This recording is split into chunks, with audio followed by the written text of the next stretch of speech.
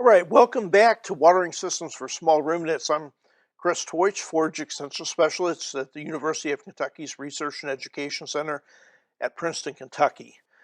And I would like to invite you to watch parts 1 and 2 if you haven't seen those already. This is going to be part 3, and in part 3 we're going to concentrate on pipe sizing. We'll talk a little bit about water options, and then a few additional considerations for watering systems for small ruminants. So one of the big cautions that I want to give you is don't undersize your pipeline. We tend to be very cost conscious, and that means we want to do everything for the least cost.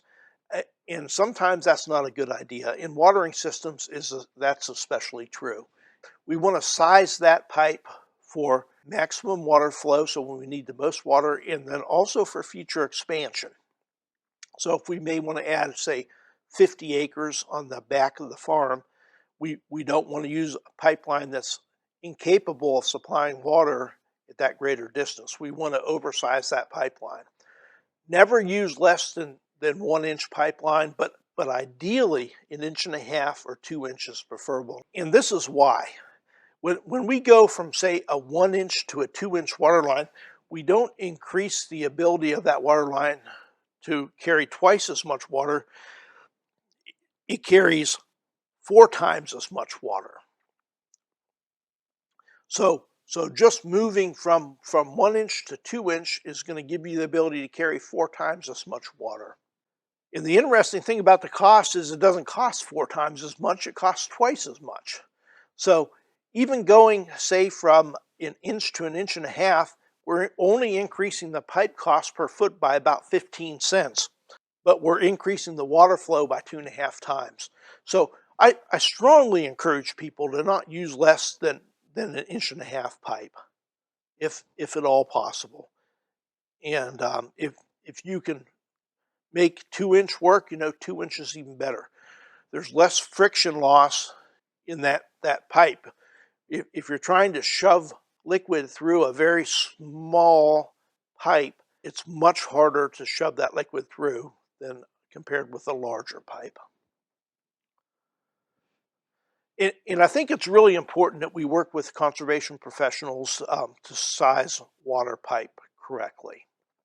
And so get with your NRCS or your soil and water conservation people. They've got tables and training on how to size pipeline for watering systems, and it's really important that we use those. There's no cost for technical assistance from the Natural Resource Conservation Service. So they'll come in, they'll help you plan a watering system, they'll make sure that your pipe is sized correctly, they'll talk about pumps and so forth, and there's no cost for that. They'll give you that technical plan, and you don't even have to participate in a cost share program. Install plenty of shutoff valves. I think that's something that we don't do enough, but shutoff valves are really important. We had a water break earlier this summer in one of our pastures here at the research station, and I was able to isolate that water break in that one paddock just by turning a valve off. That's a really important thing to have in a watering system. We can isolate that water with one valve, the rest of the system stays functioning, and we're good to go. We can repair that water and then turn that valve back on. You can hardly ever have too many in a watering system. I like to have each watering point with a shutoff, some type of a shutoff valve.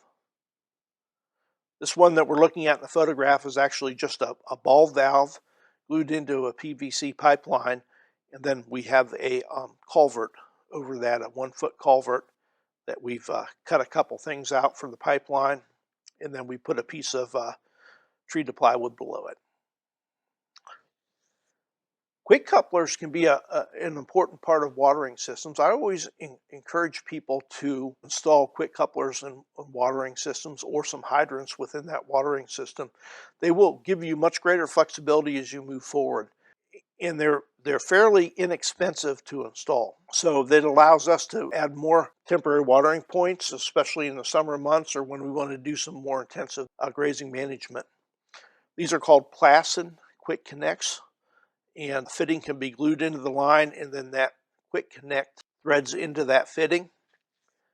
And then we just put a male end on the hose and it plugs right into that quick connect.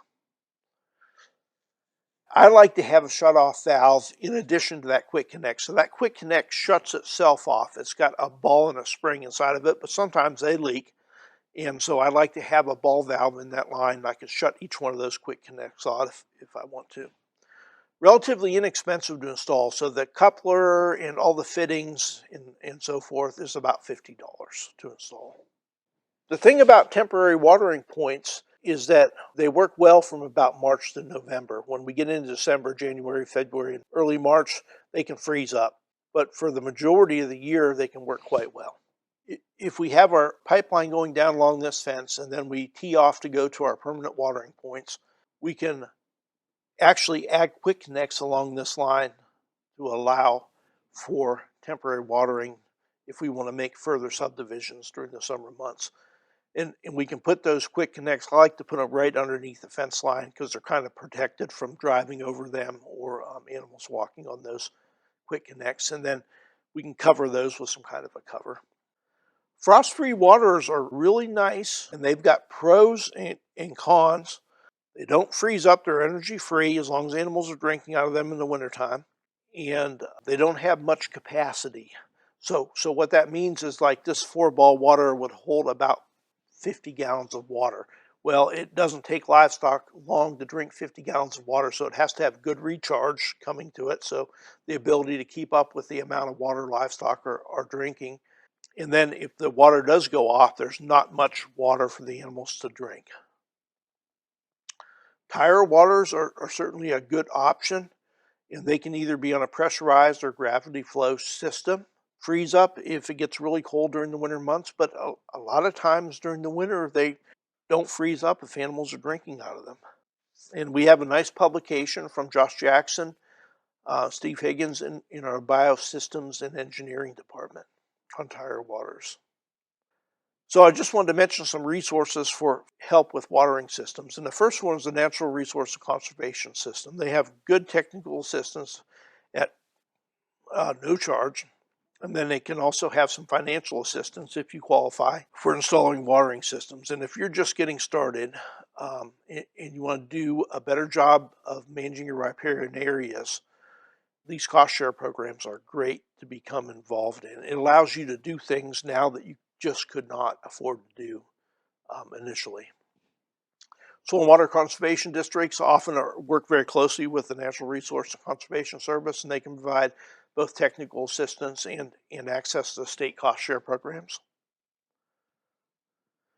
And then we have the CAPE program, the County Agricultural Investment Program, and depending on the year and the program focus for that particular year, there may be some cost share money available from that program, although it's much more limited than money that would be coming from the EQIP program with the Natural Resource and Conservation Service.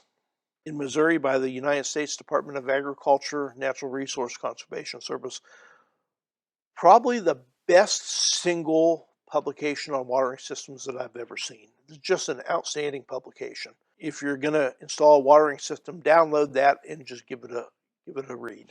All right, and I want to end by showing you the most important resource that you have in terms of watering systems for small ruminants, and that's your local extension service. So if you just go down here and you open up your web browser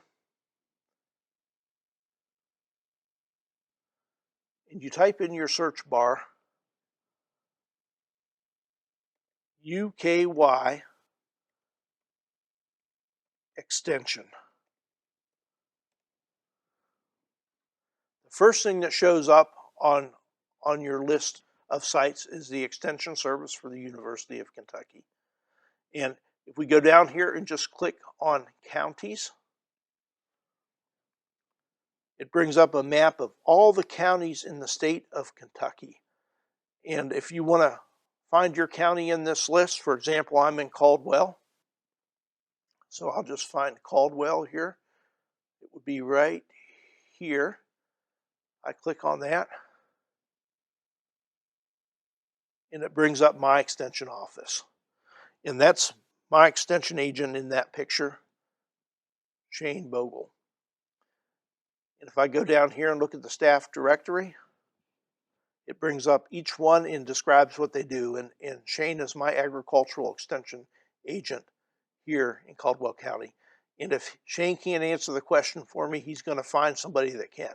So this is probably your best resource if you need help developing a watering system in your county.